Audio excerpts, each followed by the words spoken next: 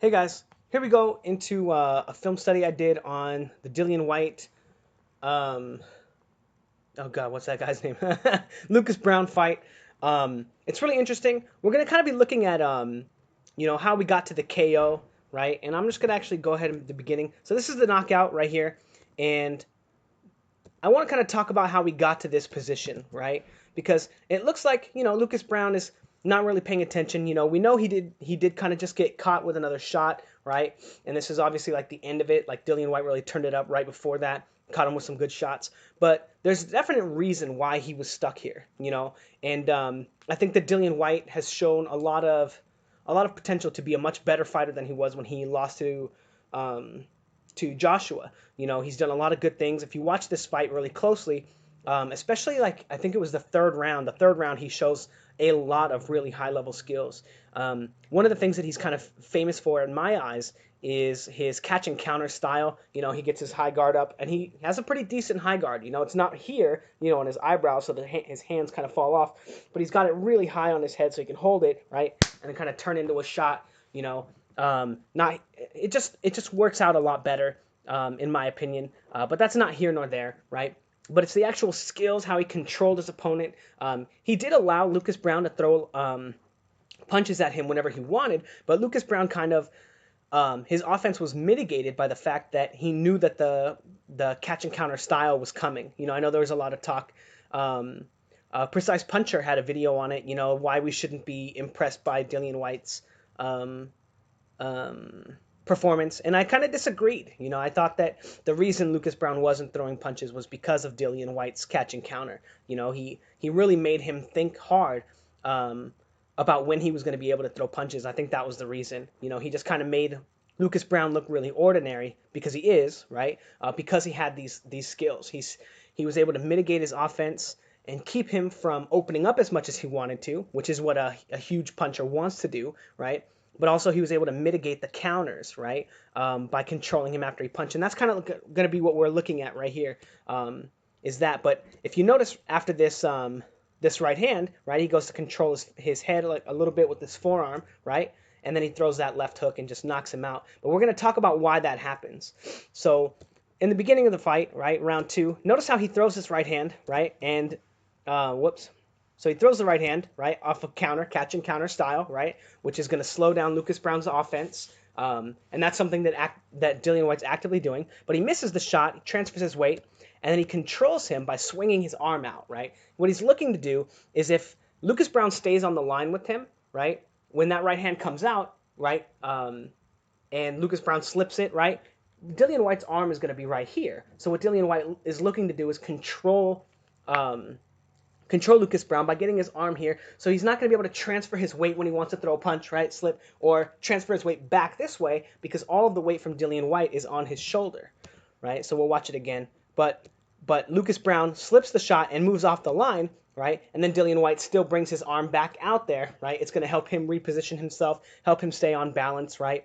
And it looks wild, it looks crappy, it looks awful, but he's doing the right thing, right? You're never going to be able to throw a punch at a professional fighter who's looking to counter you and then bring your hand back to your guard and still be able to transfer your weight faster than they can throw a punch at you, right? Because you're not just moving your hand, right? You can move your hand out there, and I know I'm getting on a little bit of a tangent. You can get your hand out there, boom, boom, right? But when you throw a punch, you transfer your weight, right? And you're turning your hips to get your weight into the shot. And that's the reason you can't just throw your weight out there and then transfer it back, right? Because all your weight is flying in this direction, especially when you miss, right? And watch Dillian Whyte's weight, right? When he misses, right? He kind of lunges a little bit out there, right? You can mitigate that with having better technique, right? Not putting all your power into your shot, but using your body mechanics specifically to do it. But you have to find a way to transfer your weight back effectively, and it's a lot easier to do that when you make contact with your opponent. Again, getting back to the film study, now Dillian Whyte throws the right hand, that counter right hand, he misses, and then he controls Lucas Browne's head, right? Lucas Browne has no opportunity to counter right here, right? And he might be looking to, but he can't. He, like with Dillian Whyte's hand on his neck right here, he's not going to be able to throw that left hook because he's not going to be able to turn into it, right? Boom, transfer his weight from his left leg to his right leg, right? Because he just transferred it from his right leg to his left leg by slipping the shot, but he can't get it back over because all of Dillian Whyte's weight is on his neck, right?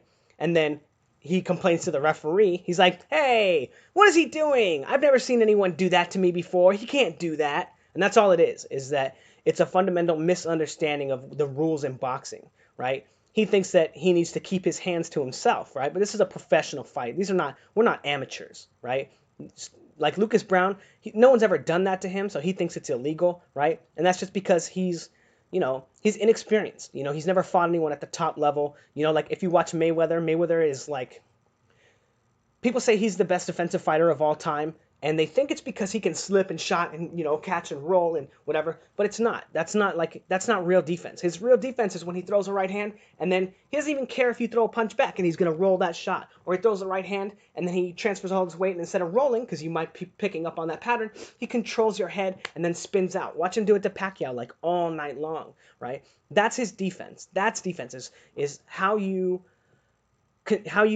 defend yourself when you're out of position, right? And you're out of position when you throw punches, when you slip, and you transfer your weight. Anytime you transfer your weight, you're moving yourself out of position. So finding a way to defend yourself when you're out of position is key, because most fighters, like if you watch a lot of high level fighters, they're waiting for you to get out of position. Mikey Garcia is someone who's kind of oh God, what I'm just blanking on it. He's a victim of that. He's a lot of times, rather than setting up punches, right? Throw some jabs to the body, right? Get you to bring your hands down and then throw a right hand over the top. Rather than setting you up for a shot, he'll just wait for you to throw punches or wait for you to put yourself out of position, and then he'll throw bombs. That's why he had such a hard time, and that was why it was such a good fight with him and Sergey Lipinets, right? Lipinets is very difficult to get out of position. He was pressuring him. He was the one leading the tempo of the fight. And Mikey Garcia, luckily for him, the way that Buddy McGirt trains Lipinets just falls right in line with Mikey Garcia's right hand, and Mikey Garcia, even though a lot of those shots were blocked, they just look great, and it's a hard punch, it's hard, so he's going to get much more credit for that stuff. Not saying like that I thought that he didn't win. I do think he won the fight. But he didn't have to work very hard, like a lot of fighters to do. Anyway, you guys are bored. I'll move on. Getting back to the film study, right? So, shoots this right hand. And notice how he doesn't overreach with this right hand right here. He shoots the jab. Lucas Browne does the Sergey Lipinets, dips to his right to get away from a right hand, which doesn't work. I don't know why fighters do it. But it's very popular, right? It only works, it's like Mayweather, right? You're slipping, but he doesn't dip down like this, right? He just turns this way, and his head naturally moves off the line, right? And your right hand, as it crosses your own body, it's coming this way, boom, you turn, change the angle a little bit, or you catch it with your shoulder, right? Bring your shoulder up, right? But a lot of fighters kind of dip down, and then you just basically walk into the right hand if you really think about it. But catches him with that right hand. And notice how he doesn't fall off balance. He doesn't miss wildly, right? But he cracks him. But he doesn't control him either, right? He does a little bit with his lead hand after, right? So boom, and he's going to use his lead hand, right? Right here, right? Just poke it out there, right? Just a little bit. And in Lucas Browne's mind, he's never seen anyone probing, right, or controlling him. He's going to say, oh, that might be a punch. Oh, that might be another setup for another right hand, right? So now he has a hard time countering because he's being controlled. So anyway, moving on. Again, right hand. And notice how he doesn't fall off balance. He doesn't control him. And he's able to move off the line because he connected, right? His weight caught something, right? And it caught Lucas Browne. Even if the shot is blocked, right, he doesn't fall way off balance. Now he throws it right here. And again, goes to control him and moves off the line, right? And I just love this combination right here. This was just brilliant, right? Boom, boom, throws a shot, lands that right hand, and then pushes off. Notice, watch his forearm, right? Watch where his forearm goes. Boom, he throws that right hand, right? And, hello? I'm at a hotel right now. It's housekeeping. Housekeeping? Can you come back in 20 minutes? Thank you. But look how he gets his forearm on Lucas Browne's collarbone on his shoulder right here in this area, right? If Lucas Browne tries to throw a right hand, that's going to push his weight back. He's not going to have any power, right? You can see how hard it is for him to come back with that right hand like you think that he wants to, right? Like, because all of his weight is going to kind of transfer, right? He does kind of get a jab in right there, but that's not here nor there. Anyway, again, right, this is the turning point, right, in round 3 where Lucas Browne has kind of really picked up on what Dillian Whyte is doing, right? He knows the right hand is coming. He's able to get away from it, slip, and he goes to move off the line. And look at how he understands he's going to be controlled by Dillian Whyte, so he doesn't even look to throw a punch now, right? He's not looking to counter. He's not looking to do anything. He's just comfortable in this rhythm with Dillian Whyte where, oh, the right hand come, I slip it, now I move off the line. And he doesn't keep his hands up. He doesn't do anything. And this right here is exactly how the fight ends right here, and we'll see more of it right here. But again, right, moves off the line, doesn't keep his hands up. He knows what Dillian Whyte is doing, right? And we're going to talk about this a little bit at the end of the video about ring IQ, right? And this is what ring IQ really means. You know, a lot of people, I think it's like an intangible that most people just say, oh, he's got great ring IQ. He's got, but it's just something to throw out there when their favorite fighter's winning fights and they don't know why,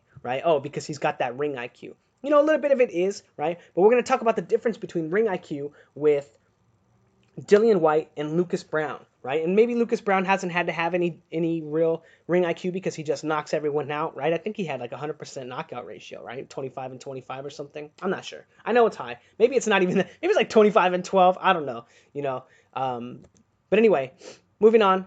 Again, when he lands the right hand or it connects, he doesn't fall off balance. He doesn't move off the line. But he also knows that Lucas Browne isn't countering him, right? And again, right, now Dillian Whyte has figured out, boom, that he doesn't even need to control Lucas Browne. Lucas Browne is immediately just going to move off the line when he misses the right hand. So he realizes now that he doesn't have to control him when he moves off the line.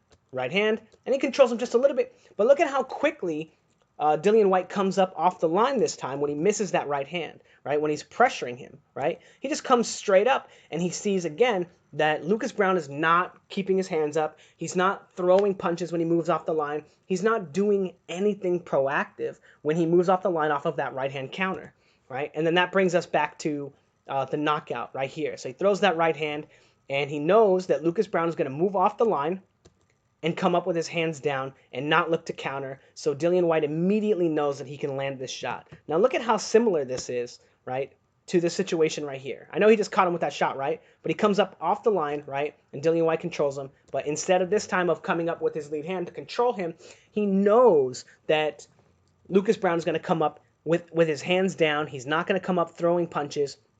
And Dillian Whyte's able to land that knockout shot. Set up, loosely, off of a right hand that missed, right? Knowing that Lucas Browne is going to be able to time that right hand. Why Lucas Browne couldn't counter the right hand? Because he knows it's coming. He's been slipping them all night, but he hasn't made an adjustment to turn one of Dillian Whyte's very obvious and very common patterns, right? Of flashing the lead hand, throwing the right hand. Even though he's able to slip them all, he's not able to slip them and come over with the right hand of his own, right? He's not able to slip them, throw a left hand to the body, right? And he's not able to slip them, right? Move off the line and come up with his own punches, right? Come up with his own punches to make Dillian Whyte pay for the way that he moves off the line, right? Even though he knew he was going to do it, as you can see throughout the rest of the video. Well, I'll just keep playing it, right? But even though you can see it, right, he's able to pick up that pattern. He's not able to make any offense off of it, right? And that's the difference between ring IQ between Lucas Browne and Dillian Whyte, is that Dillian Whyte did pick up on a pattern and something that Lucas Browne was doing that was not smart, that was dangerous for him. And he was able to pick up on that pattern and turn it into a style of offense for him and land a knockout punch, right? Whereas situation like this right here, right? Slipping the right hand, knowing that it's coming, and getting under it and getting off the line, he's not able to make any offense of this, right? And that's the ring IQ, right? Like, it's your ability to pick up on your opponent's patterns and, set traps or take advantage of them, right? And that's something that Lucas Browne wasn't able to do. That's something that Deontay Wilder was able to do against Luis Ortiz, is pick up on the fact that when he was moving to his own right, that Luis Ortiz would extend with that straight left hand, and he'd be able to catch him. He'd be able to catch him with a counter because he was able to pick up on that pattern, right? That flaw, right? That Luis Ortiz was getting complacent with his setups, and make him pay for it. And when excuse me, when you see a fight end um, kind of abruptly and weird, you know, oh, he caught him with this one shot, you know, and it was a great shot.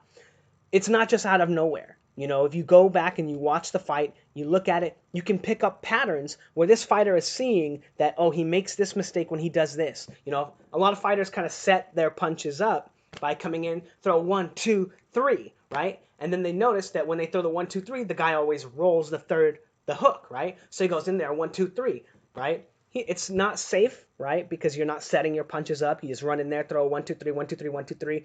But then you realize, oh, whenever I throw 1, 2, 3, he knows I'm going to throw 1, 2, 3, so he's already preemptively rolling it. So I'll throw a 1, 2, and then I'll act like I'm throwing a left hook, right? Look high, right? And then throw an uppercut instead, and you can walk them into the shots. And that's ring IQ, right? Your ability to pick up on your opponent's patterns, pick up on your opponent's ability to pick up on your patterns, and make them make mistakes because of it. Anyway, I hope you guys found this interesting. And you guys enjoyed the breakdown of the knocked-out, and you can kind of see where I'm coming from with it. Yeah. I think the next video, oh man, I'm not sure what the next video I'm going to do is. I've kind of been on like a little vacation the last week, and maybe I'll tell you guys more about it later. But it's been a good time, and I've been really busy and really not busy. I don't know. It's weird to say. But anyway, let me know what you guys think in the comments below. And if you have any suggestions for videos, right now the ones that I'm looking at, Gassiev Usyk, right? But they're not fighting till May, right? So we got like a whole month between. I kind of want to do those kind of prediction videos, film studies, about a week before the fight. Also, Lomachenko Linares. I'm not even sure when that fight is, but I'm going to do that one a week before. I think it might be in May too. I'm not sure. It might be in June. I don't know. I also want to do Jeff Horn Crawford. I'm really excited about that fight. But any fights that you guys have coming up, or that are coming up within the next week or two, let me know in the comments what you guys want to see. Maybe if there's like a specific fight or a knockdown or a knockout or something that you guys want to see in the comments. Let me know in the comments. And then when you see somebody post something that you agree with, you know, just like that, and it'll kind of find its way to the top, and I'll look at it and be like, yeah, man, I'll do that shit. Cool. Thanks, guys.